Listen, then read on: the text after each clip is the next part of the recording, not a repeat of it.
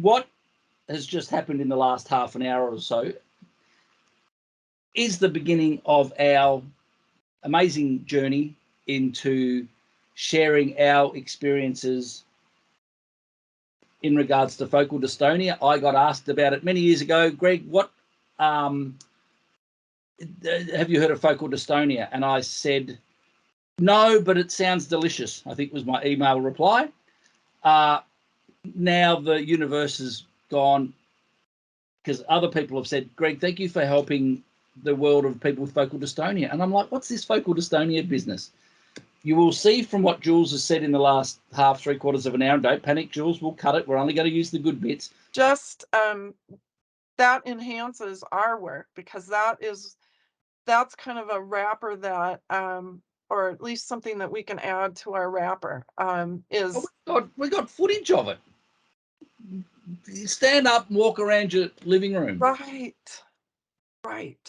See, Greg, you've been using movement all this time. Yeah. You've been using movement, and that is really critical. It's really helpful, and it's really important. And I'm just somebody that's experiencing a recovery, so that's my background. But I've gone through a lot of things. I've worked with a couple physical therapists. I've done stuff, so I've got a sense of what that might involve for somebody. Between us, we'll do it. And then there's you and your whole psychology and just ability to read and all of that is, but you have a lot of good strategies that I know that just come into your head, like they're like second nature to you. But yeah, it's powerful, Greg. It's really powerful. So it doesn't matter what the goal is. If the body's being a muscle at some stage from the point of stillness to the point of perfect execution, somewhere in that timeline, the muscles aren't doing the right thing. And that's either because of lack of practice or because there's a messaging internal circuitry issue that needs to be fixed, which is what you've got going on. And that's why I constantly with you go, right, stillness. And only in the last 12 months, I reckon you've really started, and you've said it yourself, to really embrace the importance of stillness, to be able to really switch everything off, because that's the way to create the point of difference. Then we go, if you don't have a clear picture in your mind of what you want to achieve, what does it feel like in your mind? Sensation in your mind. Visualization, audiation. What does it sound like, look like, feel like? And just know, Greg, when you say that, because absolutely, that, in my case, all I could see was a dystonic reaction every time I thought about that. I couldn't get clear of that for the longest time. Now I can sit here and see myself playing without dystonia. How important is that? I can see that, but I'll tell you, it's because a lot of it was the negative messaging, and you would say, Scud missile, that, and it's you have to take charge, the importance of paying attention to your thoughts.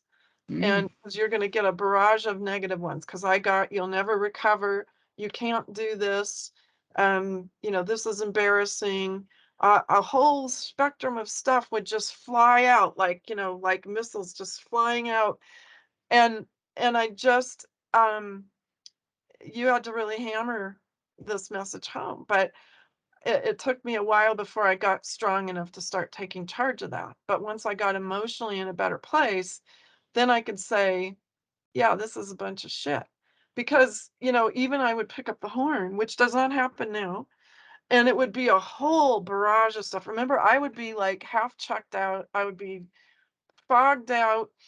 And that is because, I've learned that the fog is that you've gone into major flight, fright, or freeze. And the way that your body is set up for survival, when it engages that, things turn off, like your appetite turns off, your ability to process other tasks turns off. It happened to me a lot for a long Well, time. that's where the whole term the shadow came from, is because Right. I remember we'd have it on video there somewhere, or maybe it was before. Oh, don't know. When I just started to notice the minute that I'd suggested, okay, grab your horn, and there was this kind of waft, there was this vibe went over your body, Yeah. Yeah. and it took me a while to see that, and then all of a sudden I'm like, hang on, whoa, stop. Remember we were calling it the first domino. Yeah. Was the mere suggestion, and that's where the whole concept of the shadow came from. Is the minute that I'd mention the instrument, your whole entire vibe would change dramatically, and that went undiagnosed there for a while at the start, Well, and there then was a once we lot of started other to things. realize how deep that was, Yeah. that's when that the next step, of course, from that stillness. Can you actually sit there with a calm mind, eyes closed, switch off? To which people go, no, I can't do that. They're so pumped up with anxiety and But fear. but the getting in there with the thoughts coming at me, that Yeah, was super important, and I remember how hard that was. I don't have to field those nearly as much. I mean, occasionally it pops up, but it's very rare that I get a you can't do that or you'll never get better. I don't hear that anymore. no, But the thing is, if you if you don't start getting a handle on it, it starts digging a deeper and deeper hole for you, and it's really hard to get on top of it. It's like it takes all this effort to get on top of, to slow the train down, stop it, and then turn it around. But once you start slowing it down and turning it around, then things start to change, and it took me a long time. And I'm not sitting here saying I'm an expert with it and I don't still deal with stuff, but I don't deal with nearly, like, I don't hear any negative sabotaging chat. I just don't hear. When we worked through yesterday, there wasn't any. There was no, not.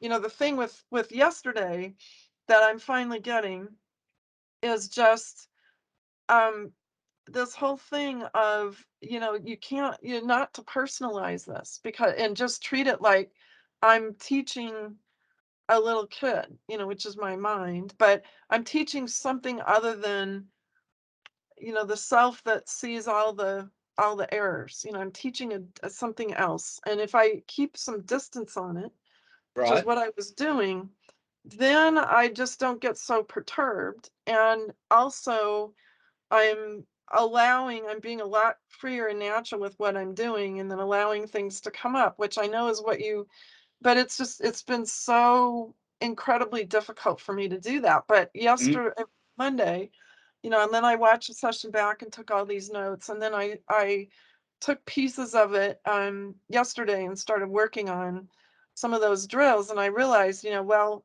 I would come in here and I would want to just play my horn for a while, and I was like, oh no, we're not doing that anymore. We're gonna work through these things, um, because that's what I need to do, and I'm not gonna get, flustered or protective about stuff. But the other weird thing, Greg, I know I'm diverting a little, but when I watched the part back where I was finally getting I let go of something, right? So I was shaping for the low C, and I was getting this enormous drop with the horn, holding the horn, and that was at 1 hour, 30 minutes, and 50 seconds. righto, Um, that When I watched that, my eyes just teared up. mm, I was grabbing Kleenex. I'm like, I don't even know why I'm tearing up, but I am yeah, tearing up. It right, it struck something. It yeah. really struck something. So, It's um, it's, it's a complete re um uh what's the word I'm after, reconfiguration of the belief system, because your belief yeah, system at the moment means I can only produce the result in this particular way, and going down that path requires all of this negative activation that's going yeah, on, versus the change in psychology says, I understand theoretically that I don't need to engage that, But to get over that barrier and actually literally let go, thanks to the drills that we're doing, you let go, you let go, you let go. Yeah. The belief system is open to change, but it's far from convinced. But then you had that moment where you did nothing. That's the all through the website and through my students, the Sunday sessions. I'm like, we got to get to that point where it felt like I did nothing. It felt like I did nothing, right? It's a let go, because we've been overdoing. So we don't want to do anything. Breathe, drop, release. And so when you actually did that and the note happened, Oh gosh. there is a revelation of, I believe, I kind of theoretically believe it, and I understand it can happen, but the reality of it actually happening, that's the whole concept of the mind's feature wall. And put that, store that. Does that mean you can repeat it every time straight away? No, maybe, Nope. no, right? But it's that change in the belief system, because you've got a conflict. You can't have confidence and doubt at the same time, right? And if you can't visualize it, you can't do it, right?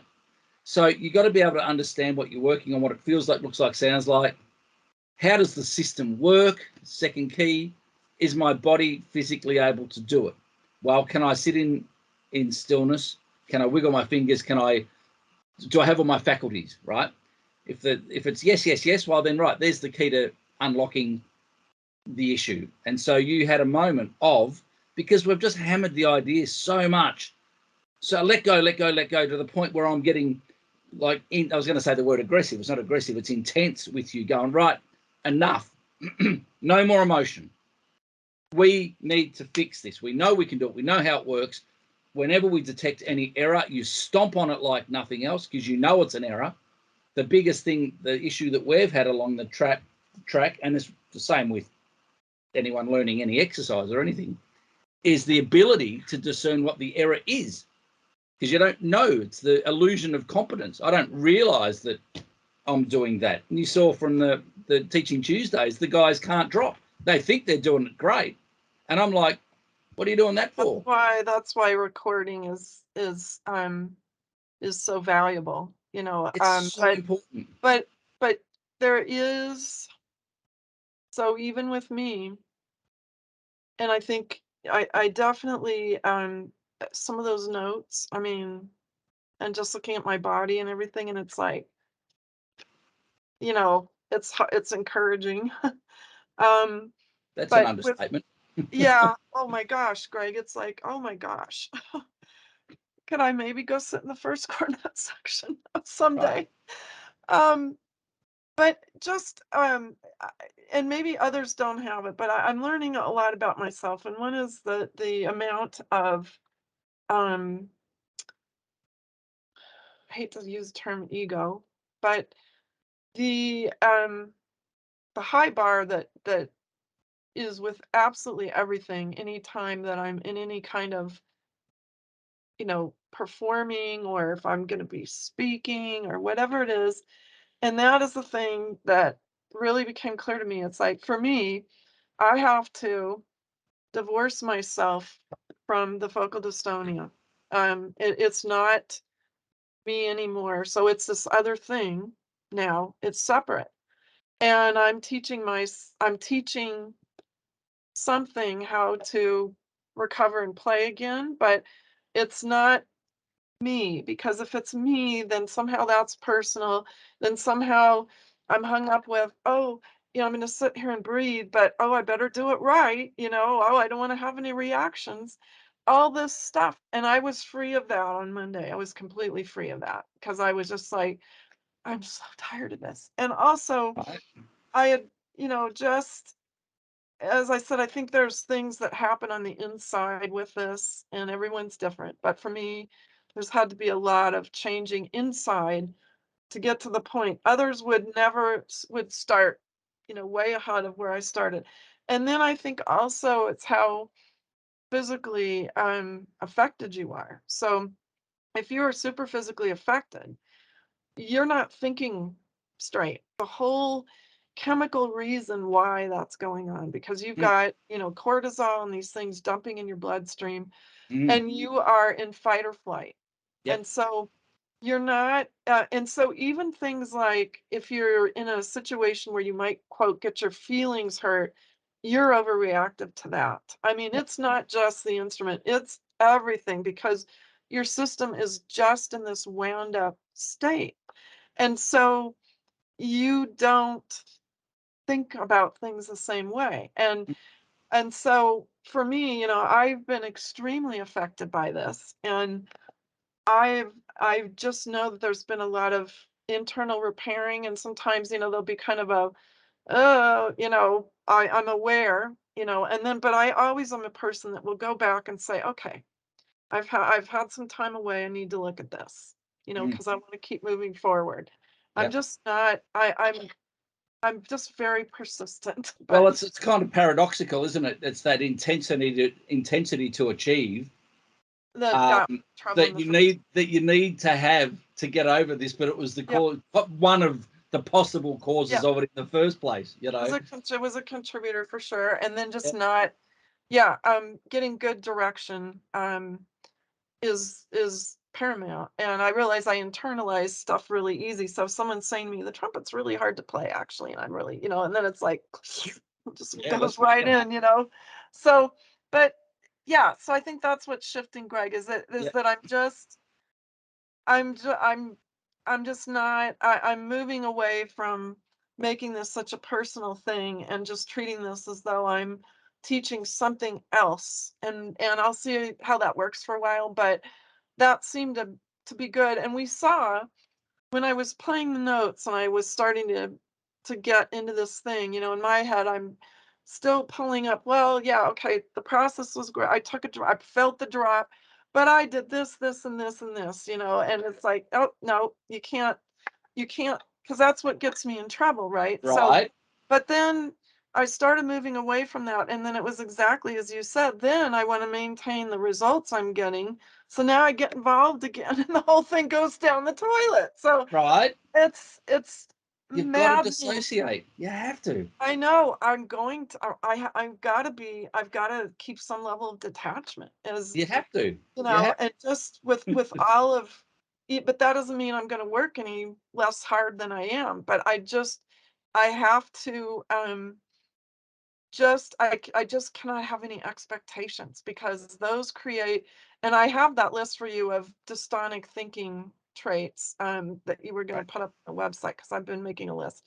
But Right. the whole thing of, expectation is just really bad because Yep. that instantly, sets you up, that it creates an unnecessary stress, and part of this is, as you recover, during your recovery process, is getting rid of unnecessary stress, which, can come from multiple places. So it might mean, for me, I had to get out of my playing situations, because that was detrimental. Maybe other people can keep playing. For a while, it was good for me to just not be mingling with people. I'm not at that point anymore, but just to kind of, you know, just sort of recoup a little bit, Yep. for a period of time. And then I Yep. kind of knew, okay, we're not, we don't, we're ready to step out. And so everyone has their own process with that, but relieving the unnecessary stress. So doing stillness, excuse me, practicing stillness is a key piece of that. And again, with any of these things, you don't just do it for a couple days and say, well, that's all done. No, no, no, no, no. This is a deepening practice, right? This is a practice you start at one place, but you keep deepening that practice because you're going to call on that feeling when you go back to your instrument, when you're playing again, when you're in playing environments. That is not something that just gets put away because, oh, well, my dystonia, is managed or is gone. No, that's a tool that you use the rest of your playing days. And that's actually Right. true for a number of these things, that they are lifelong tools that you're developing, refining, honing, polishing, testing, and then you might fall short. So you're going to work on it again. But, with the stillness, it's then, well, then can I go back to rehearsal, sit in the church pew, and Mhm. listen to these guys play? Then what's the next step? Now I can go to a symphony brass concert and sit, near the trumpet section and thoroughly enjoy it without any thoughts of anything else. When you get to the point of, so there's the stage of thoughts, something might happen, which can, of course, invite something to happen. But when you cross over this other thing where the thought was never there, it's definitely not going to happen. So I kind of get that now too, because Right. that's what happened at the concert. So there wasn't a thought. But then later I was challenging myself. Well, what if you're the fifth trumpet who had a lot of solos? What if you're her? Right. Go up there and be up there. And, it didn't do anything, but it might have not fully 100% believed me, but it still didn't do anything. And I Big. still had a great time at the concert. So I kind of get that when you stop thinking about it at some point, then that loop, that pathway is now unused. Mm. And the more that it is unused, the more it starts to grow weeds and get kind of messy. And it's a pathway that will have, I mean, they know that these different pathways, but if it's not used, it doesn't get called on. And the longer that it languishes, it becomes, even less Yeah. of something that's even thought about. And Yeah. so I'm understanding that when I'm not thinking about it, that is a way to disengage that loop, and that means that I've taken another step. So I get that. Absolutely. Absolutely. And it just sort of goes down the eradicative versus adaptive path. And we're not going to adapt. We are going to actually stop using that pathway because we're creating a new one. We're not Yeah. going to try and manipulate and morph. And the big thing that, I'm going to say two words that will upset people. But at the end of the day, it's ego and it's a bad habit, right? It's a really simplified. There is an emotional self-identity thing going on, and there are habits that have developed for the umpteen million reasons that could have created the body to do something. It's just if we simplify it and go, right, we know we're going to remove the ego because it strips away any senses you've gone. You've got to just let it all hang out, let go of any expectation, any sense of self about who I am as the musician. Let it all go. Let's rebuild and create something confident and strong and So new and Greg, better. I have to challenge you on one thing though, Yeah, please. because you will get challenged. There's another element that it could be, and that's trauma. Some people would just surrender to Yeah. the condition, and some will go, well, screw this, I'm going to fight it. So it's extreme stuff. So it's what we're talking about in what we're doing. For you, it's deep. For other people, it's deep. We know that it's deep.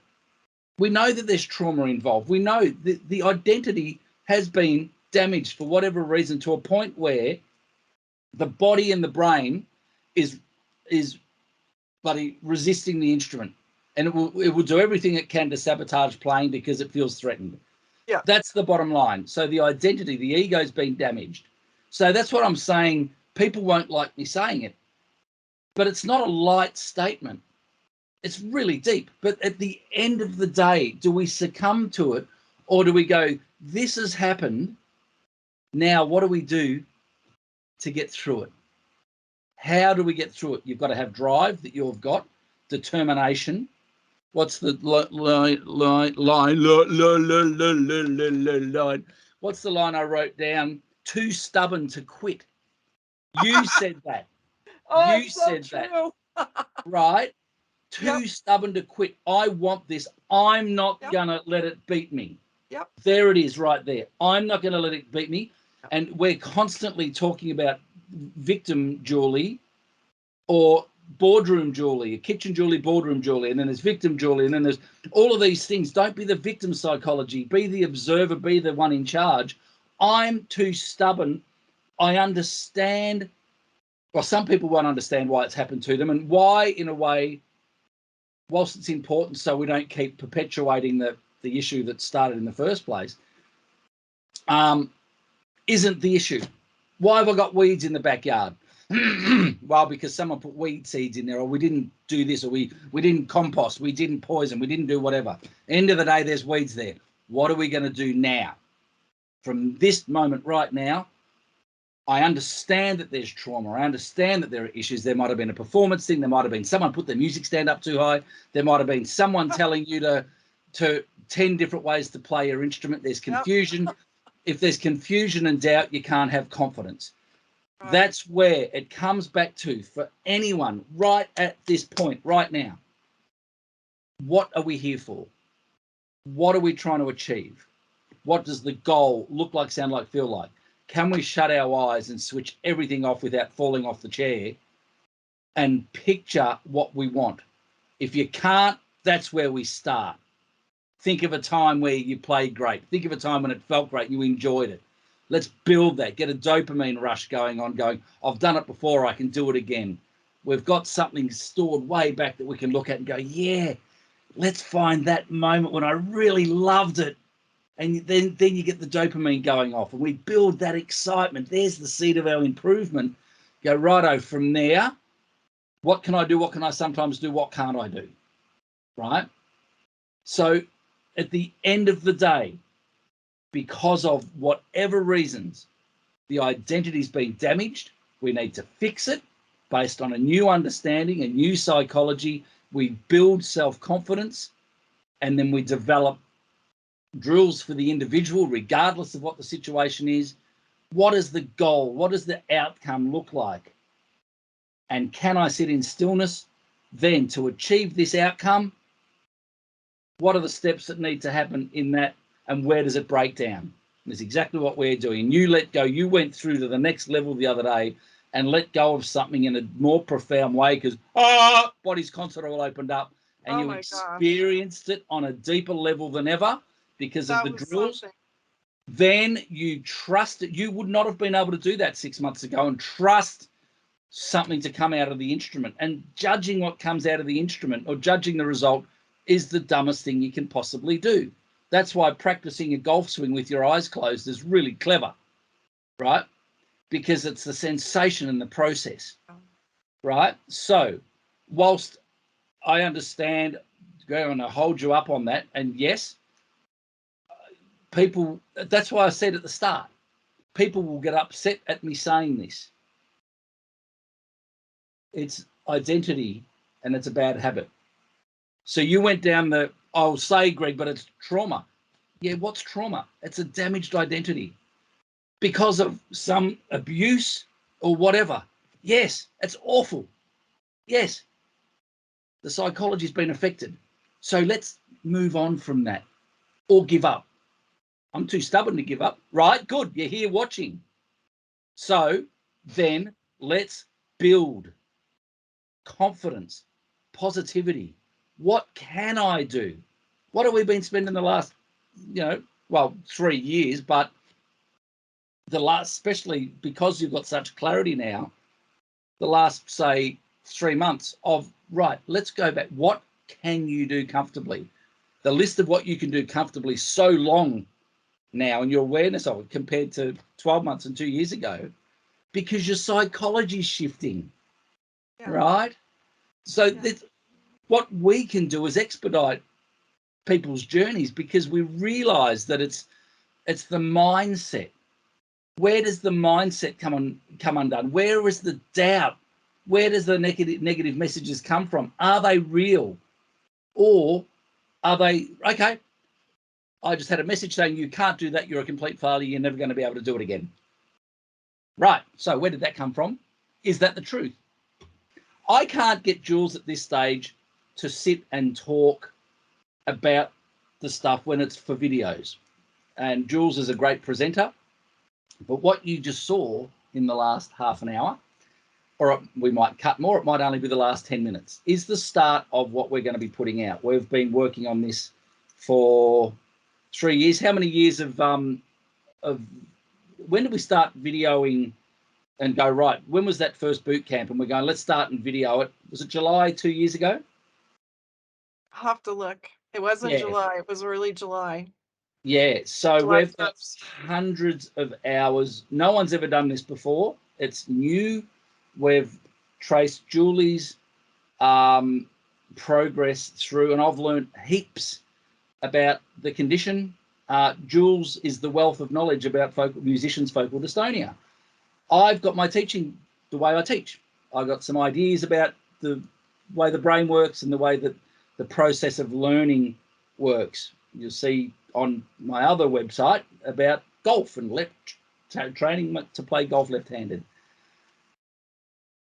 We are going to collate it all, and we are here based with Jules's amazing determination to succeed and wealth of knowledge. Jules feels a little bit, we won't talk to Julie here for a second, she won't hear this bit, doesn't believe that we can, this is not exactly true, but her mindset is until I'm completely over it, I'm not, there's no value in what, I can't help people because I'm not over it yet, which I completely and utterly disagree with, because she's so close, and her experiences, as you will have seen, and her knowledge from what we've just spoken about shows the amazing benefit that she has to offer people that are struggling with, no matter what, whether it's a music instrument or whether it's playing darts or playing golf or whatever. So what we're doing is a project to help people. And if you're interested in learning more, we are going to be doing Zoom chats to anyone who's got this kind of activity issue, whether it's instrument or a sporting thing, come and chat. We've got a lot of experience and quite a bit of knowledge, and we might just be able to help you out. I'm pretty sure, Jules, that we can. So come and check out the link below, the Zoom link. We might be able to help you out. Jules, well done. The whole time you're sitting there saying this amazing stuff, my brain's going, here it is. This is the Jules that I want to present for what we're doing. But when you go into, hi, I'm Julie and welcome. Today I'm going to talk. It's like, no, right? So we got the real deal today. It's very exciting. Stand by. There's a lot to come. And one day we'll start sifting through our over 1,000 hours of video and put together the most amazing compilation of seeing the physical, well, the psychological change, the psychology change, and the profound impact a change in perspective can have on what the body does. So I'll stop rambling. See you at the Zoom chat.